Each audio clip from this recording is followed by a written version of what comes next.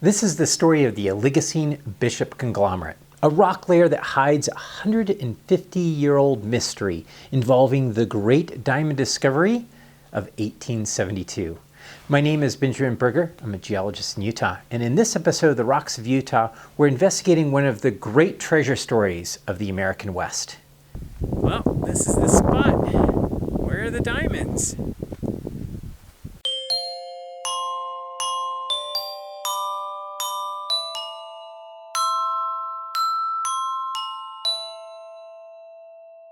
Back when I was a geology student, I heard a story around the campfire of two prospectors who went into the wilds of Utah and scattered fake jewels on an isolated mountain. They were hoping that these fake gems would be mistaken for real diamonds. People believed the stories of the real diamonds in the desert and flocked to the site until a professional geologist demonstrated that the jewels were all fake. I always thought it was kind of a silly story. How could so many people be fooled with some fake gems? But the real story is much more fascinating, involving Civil War pirates, secret societies, $10 million, the Baron Rothschild of England, some of the richest and most powerful men in the world, and a scam that contributed to a crash on the New York Stock Exchange, leading to the Great Panic of 1873, America's first Great Economic Depression. The event also led to the formation of the United States Geological Survey and government oversight to prevent future scams in the mining industry, and it still resonates in political discussions even today. Our story begins in 1870. When a well-known gold miner by the name of George D. Roberts hired two prospectors he had met in San Francisco named Philip Arnold and his cousin John Slack to look around the American West in search of valuable mineral deposits. Now, both Philip and John were veterans of the Mexican-American War, and both had settled in Northern California, making money working in the gold fields. Both men were originally from Kentucky and sympathetic to the South during the Civil War, but found themselves living in Northern California, far from the front lines of the war back east. They had likely joined a Confederate secret society known as the Knights of the Golden Circle during the war, but they never fought in it. After the war, the two men continued their work at various gold mines in the region and were eventually hired by George D. Roberts. In 1871, the two prospectors returned to San Francisco from their explorations around the American West. They were excited to report to their boss what they had found. They took George to the Bank of California, where they had placed a small bag for safekeeping in a safety deposit box. The bag was filled with uncut diamonds, rubies, and other gems. The two prospectors were accompanied by William Chapman Ralston, the owner and operator of the Bank of California, and a man nosy enough to quickly learn of the contents of the bag in the bank's safety deposit box. William Chapman Ralston proposed on the spot that he would invest the bank's money in any mine that they developed to extract more of these diamonds and gems that Philip and John had brought back with them. George D. Roberts was an experienced mining geologist, and he was a little suspicious of the diamonds and other gems shown to him. So he took the small bag to be appraised, and a local expert determined that the gems were authentic diamonds and rubies. George D. Roberts had bought the bait.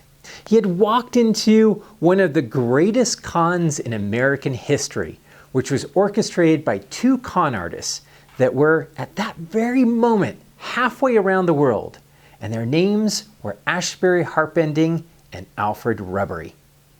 It was very likely, although it's never been proven, that the two prospectors were working closely with Ashbury and Alfred, two fellow Confederate sympathizers living in San Francisco.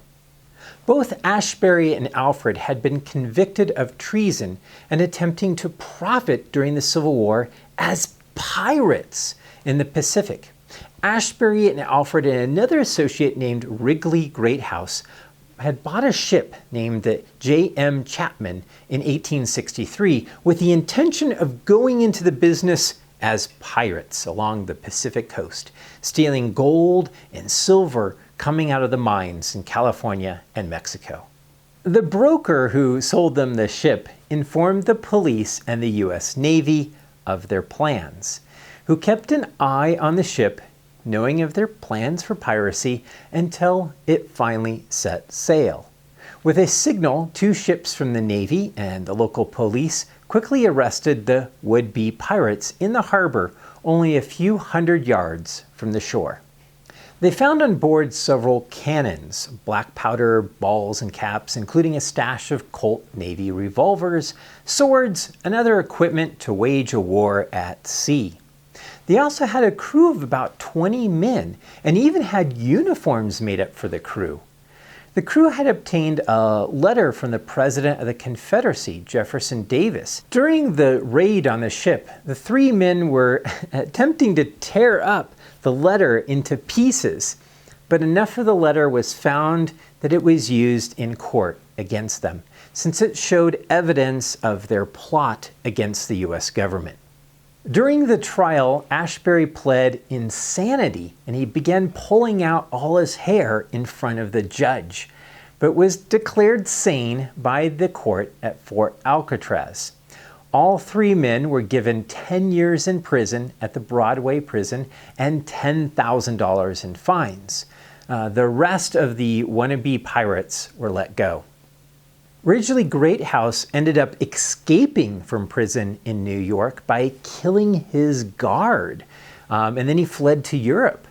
Alfred Rubery was an English citizen, and there was much debate during the court case whether he could be arrested for treason as a non-United States citizen. There was also a lot of debate whether England was supporting the Confederacy by helping them purchase the pirate ship. However, after the Civil War ended, Abraham Lincoln pardoned both men in 1864 as the war was over, and they both returned to San Francisco after serving only 1 year in jail, and still retaining much of their previous gained wealth, as they had both made money in the gold mines in California and Mexico prior to the war. After their jail sentence, the 2 men became friends with the banker, William Chapman Ralston, who ran the Bank of California. And they turned from wannabe pirates to bankers and stockbrokers. The 3 men shared a number of adventures, one of which was actually depicted by Ronald Reagan himself back in his acting days in California. An adventurer so colorful I couldn't resist playing him. The man, William Chapman Ralston, was head of the city's leading bank.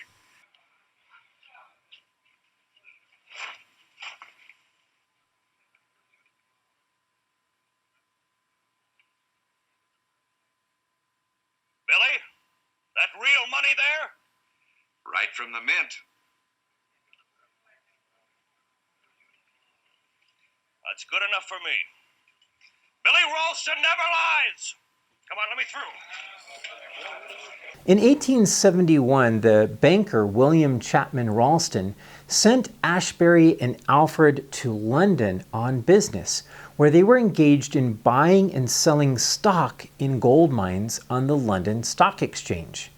It was here that they hoped that rich European investors would still be interested in gold mines despite the dropping price of gold in the United States. When they arrived in London, there was a problem with their money-making scheme. You see, diamonds were flooding into London from South Africa. 5 years earlier, a 15-year-old South African boy named Erasmus Jacobs found a large diamond at his family's farm.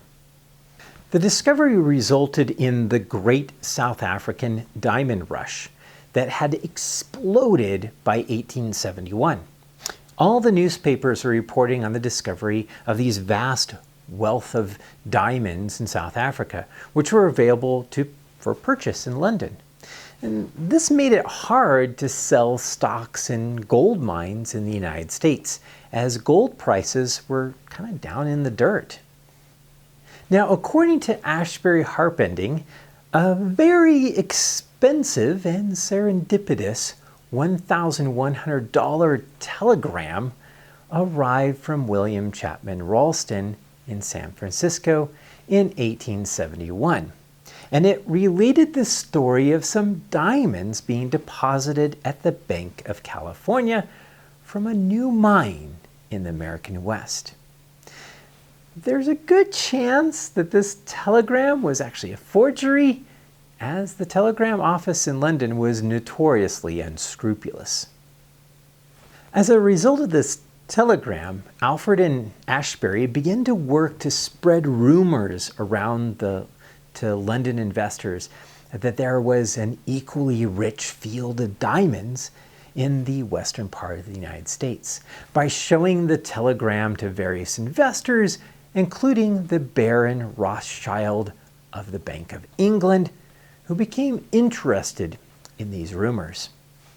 With access to the funds from the Bank of California, kind of speculate that Ashbury and Alfred purchased a large number of South African diamonds while in London to take back with them when they returned to the United States.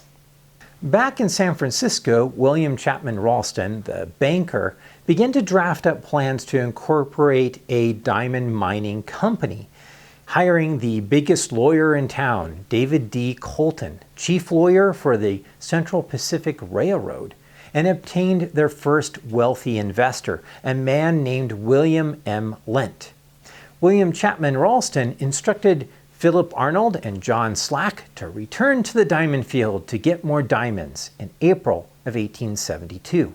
In May of 1872, Asbury Harpending and Alfred Rubery returned from London via steamer and were kind of happy to see U.S. newspapers were reporting on rumors of diamonds somewhere in the American West, but no one knew where. Shortly afterward, William Chapman Ralston received a telegraph from Reno, Nevada, that the two prospectors, Philip Arnold and John Slack, were returning, and asked that Asbury Harpending to meet them at the train station in Lathrop, California. Ashbury, traveling alone, took the ferry across to Oakland and met the two prospectors at the train station outside of town to collect the diamonds.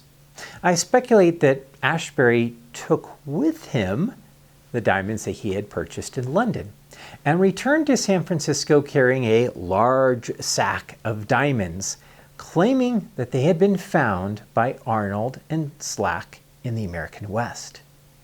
In dramatic fashion, Asbury Harpending arranged to have a number of potential investors arrive at his house that evening, and just after he returned from the train station.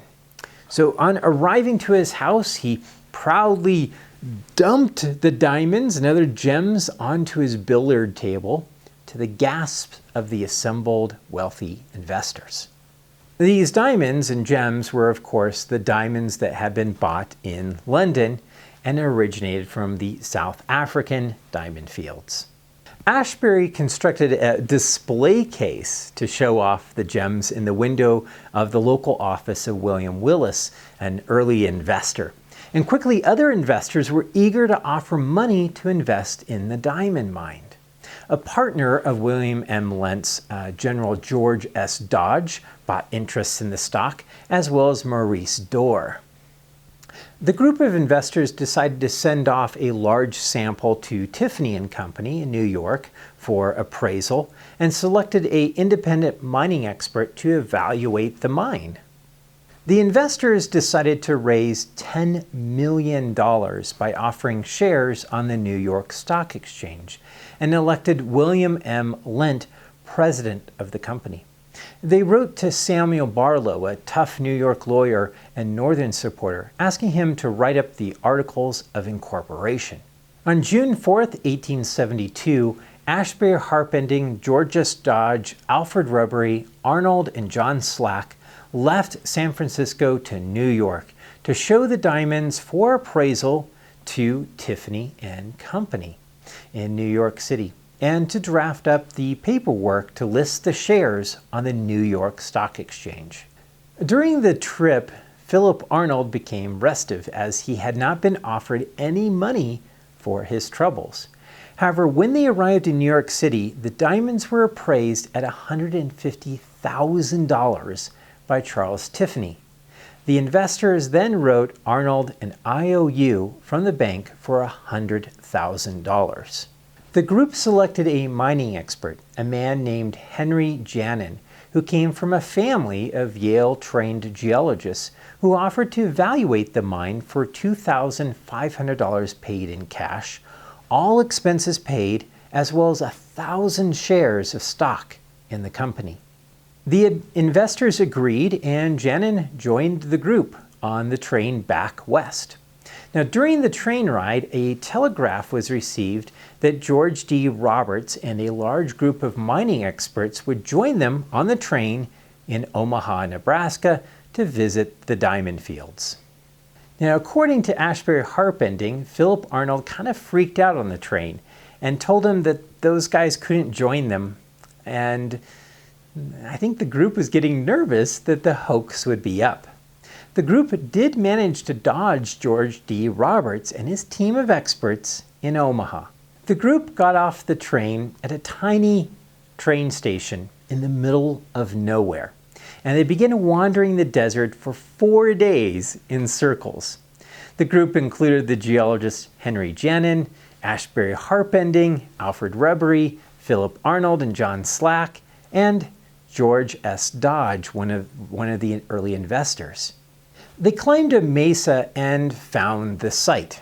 Alfred Rubery found the first diamond after a few minutes, and soon all the men were finding diamonds and other gems. Henry Janin became really excited, and they decided to mark off a large area with signs, declaring the area an active diamond field. And Henry Janin agreed to write a report favorable to the mine. The group decided to leave behind 2 people, John Slack and Alfred Rubery, to guard the diamond field, with the rest of the party returning to California. It's unknown how long John Slack and Alfred Rubery stayed at the site during the summer of 1872. John Slack later disappeared, but in 1967, Bruce A. Woodward, a historian, found that John Slack had founded a company that built caskets and coffins in St. Louis. Eventually, he moved to White Oaks, New Mexico, which is now a ghost town, but during the 1870s and 1880s was kind of a legendary town filled with Old West gunfights, where he became an undertaker, living alone until his death at the age of 76 in 1996. It's there that he is buried. He left behind an estate of about $1,600. Alfred Rubery took the train back to San Francisco and told Ashbury Harpending that John Slack had taken the eastbound train. Ashbury Harpending and William Chapman Ralston began to kind of argue about where to have the headquarters of their new company. Ashbury wanted it based in New York, while Ralston wanted it based in San Francisco. They compromised by naming the company the San Francisco and New York Mining and Commercial Company, with a public offering of $100 million divided within 100,000 shares at $100 a share. Although other reports indicate an initial value was $40 a share, raising $4 million. Although before the sale of the first shares, the company had already raised $2 million from some of the richest people in the country, eager to get in on the action. Philip Arnold was paid $300,000 in cash, none of which was given to John Slack. Philip returned to Kentucky, and he built a large house that still bears his name and opened a bank. He eventually died at the age of 49 of pneumonia after being shot with a shotgun blast in a gunfight, and after serving on trial for fraud. Henry Janin took the diamonds that they had found in the field that summer back to New York to have them evaluated by Tiffany, who suggested that the second take was only worth $8,000. Henry Janin quickly sold his shares for $40,000, soon after public trading had begun in the company on July 30th, 1872. I did find one account that stocks were never publicly sold on the exchange, and the only stock certificate known is the one referenced in the possession of Ralston. The company would fold on November 27, 1872. During the months of August and September of 1872, Asbury Harpending and William Chapman Ralston promoted the heck out of the company. They opened new offices, they hung hastily made maps of the diamond fields in the front room, and on August 20th, Asbury Harpending wrote an anonymous article promoting the mine in the Engineering and Mining Journal. George D. Roberts was clearly suspicious of the diamond mines, having been turned away in Omaha. With a large party of 10 men, George Roberts left on August 20th from San Francisco, now knowing the location of the site as they were accompanied by Alfred Rubery. The party of experts found 286 diamonds at the site after prospecting for several weeks. The report of their successful prospect was published in the newspapers on their return on October 6th. It was during this time that 3 geologists named Alan D. Wilson, Samuel Emmons, and James T. Gardner were in San Francisco, and they kept questioning officials at the company office about the location of the mine, knowing that the diamond crews were getting off along the transcontinental line and traveling to and from Denver. The 3 wrote to their boss, Clarence King, that they suspected that the diamonds had been found in either northeastern Utah, southwestern Wyoming, or neighboring northwest Colorado, in a region that they had previously mapped as part of their government survey work the previous year. At the same time, another surveyor named Alonzo Van Ness Richards had applied to map the southern border of the Wyoming Territory on June of 1872, and he was approved to survey the territorial border beginning on August 27, 1872. On September 13, 1872, Alonzo V. Richards drafted a survey map from his field notes along the 41st parallel, which shows a labeled region on the map labeled Diamond Fields, between mileposts 250 and 252, south of Canyon Creek and east of Johnson Draw.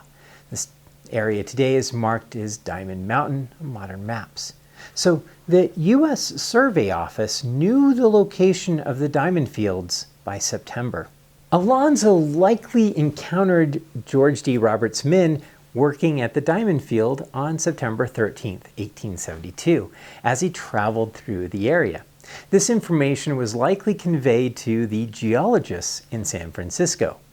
Alonzo's survey is the earliest map showing the location of the occurrence of diamonds that I can find. It's a treasure map. Now knowing the location, on October 21, 1872, the 4 geologists rode out on horses and found the claimed area. They dug into the shallow bedrock, finding diamonds only on the surface exposures of the rocks and in anthills, kind of like they had been scattered on the surface of the ground. They became excited at first, but were tempered by the fact that only in places which were disturbed by human activity produced diamonds and gems. Clarence King and the others suspected by the end of their survey of the area that the area had been seeded with gems. Someone had been dropping the diamonds and scattering them around the area. The team raced northward to catch the train to report their discovery.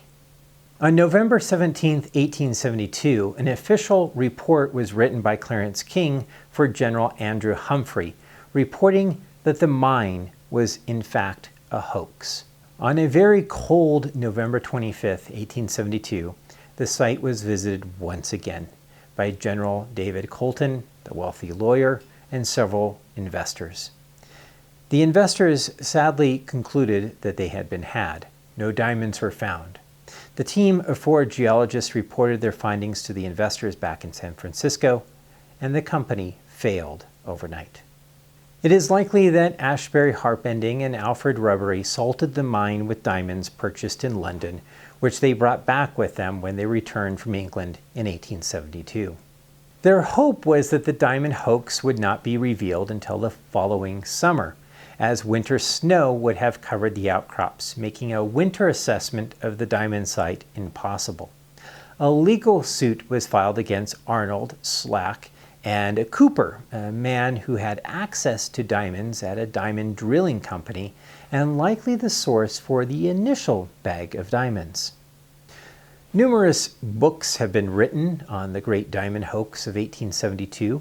Utah's highest mountain is named after the hero of the story, the geologist Clarence King, and another mountain in Utah is named after Samuel Emmons. For the most part, the diamond hoax has been entered into the history books. Philip Arnold, however, denied that it was ever a hoax, leaving the slightest possibility that diamonds could be found in the American West. He later was sued and returned $150,000 of the $300,000 to William Lent. Ashbury Harpending was sued for libel in London, but wrote his own colorful account of his story in 1914. William Chapman Ralston, the banker who likely financed the purchase of the diamonds in London, was ruined and committed suicide by swimming out into the ocean after it was discovered he was skimming money out of the bank, which had collapsed in 1875. The event rippled through the United States economy as investors feared widespread fraud among mining companies, which contributed to the stock market crash in the Panic of 1873. The resulting economic depression wiped out much of the mining companies in the United States, as they could no longer raise capital for investment in the mines. The United States Geological Survey was founded shortly afterward to help stem wild mining speculation and promote transparency with mineral extraction within the country. So how are real diamonds found, and how are the geologists confident that this was a fraud? Could there be real diamond-bearing rocks in Utah? Prior to the discovery of South African diamonds, most diamonds came from India, like the Hope diamond housed at the Smithsonian Museum. These valuable diamonds in India were found in conglomerate beds, which represented eroded diamond-bearing rock redeposited in ancient swift-flowing river deposits. The actual source of diamonds was unknown until 1872. In 1872, a book entitled The Diamond Diggings of South Africa, a personal and practical account by Charles A. Peyton, was published by the Strand in London. Before the publication of this book, most geologists of the time did not clearly understand how diamonds occurred in nature. In South Africa, diamonds were found for the first time in ultramafic igneous rocks that form vertical columns of these dark rocks which erode, depositing the more resistive diamonds in the surrounding countryside. These columns of ultramafic igneous rocks are called kimberlites, named for Kimberley, South Africa. They're dark greenish in color due to the presence of abundant olivine, a translucent dark green mineral common in ultramafic igneous rock derived from the deep mantle. The rock also contains an abundance of garnet, a dark red mineral, and chromium diopside, another greenish translucent mineral.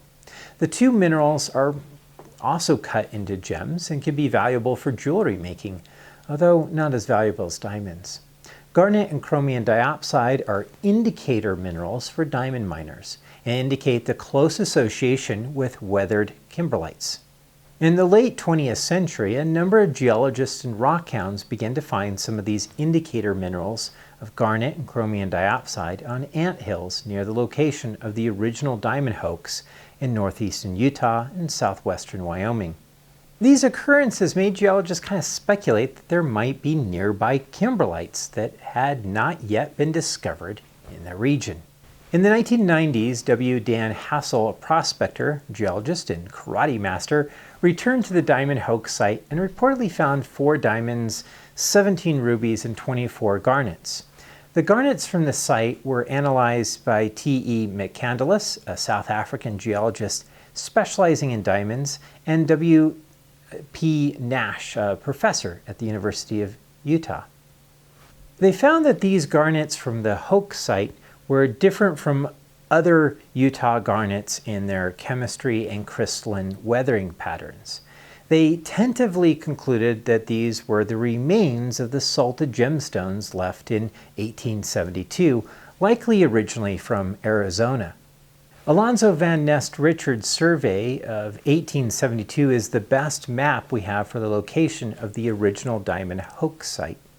Furthermore, one of the geologists involved in the story, Alan D. Wilston, wrote a short essay in 1904, which was published in the Overland Monthly and Out West magazine, and is a first-hand account of the location of the site from an expert who visited the area with the original party of geologists.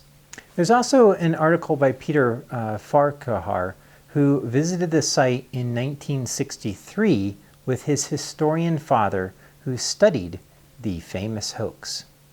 All 3 agree on the location, and that's where we're headed today.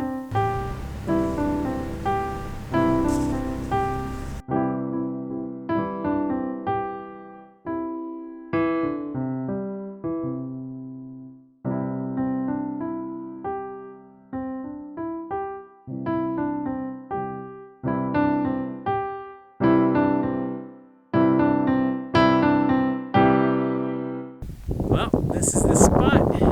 Where are the diamonds? But this is the site where they scattered the diamonds they had. It's funny coming out here, you can actually see why they scattered it here. Because, you know, it's in the middle of nowhere.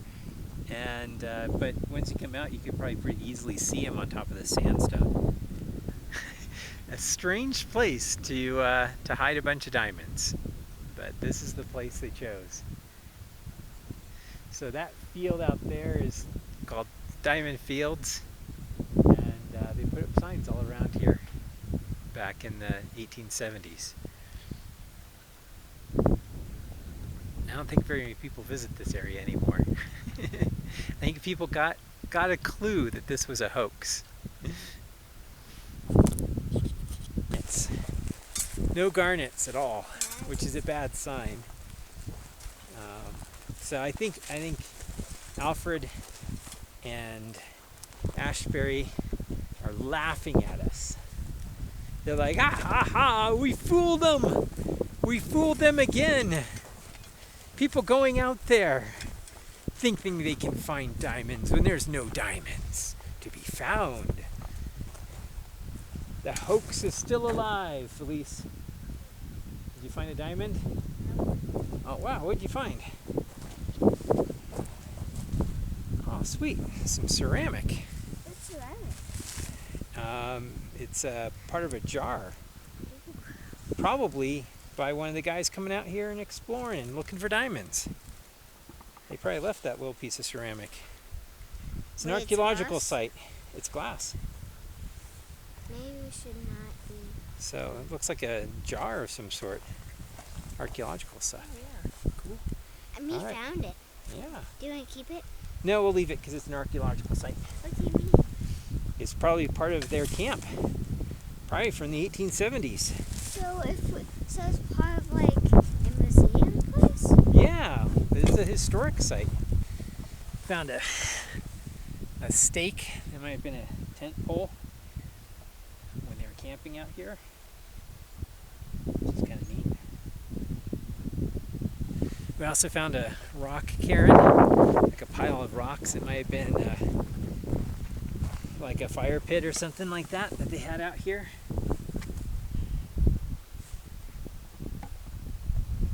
It looks like a fire pit. So this is probably maybe where they camped when they were out here. So maybe.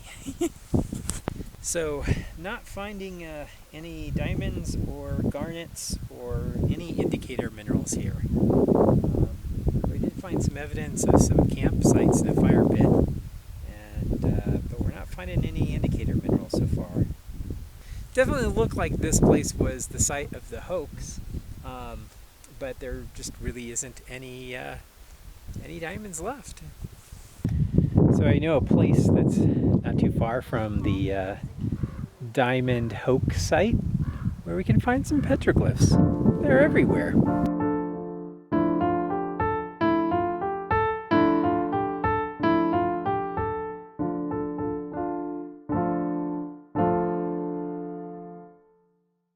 There's an epilogue to this story.